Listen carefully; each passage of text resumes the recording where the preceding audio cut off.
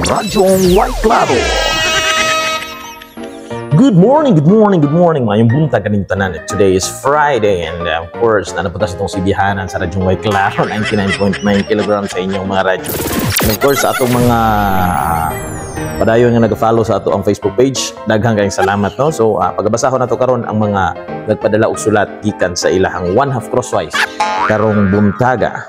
Usa sa mga basahon na to diri ang nagpadala siyang suwat nga si Rian Tanugan. Rian Tanugan. Yo apelyido niya. Hinog na siguro niya kung Tanugan. Okay, si Rian Tanugan usa ka Thailander. Ako pag Thailand na itong kuwan ay kasi si Bia day. Okay, si Rian Tanugan. Itong basahon, no?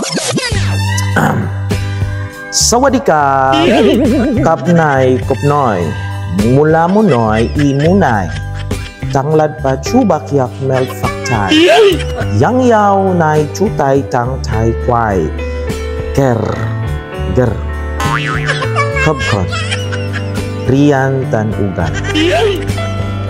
Saan ba ito pagpahat? Kasi nagkuhan ani.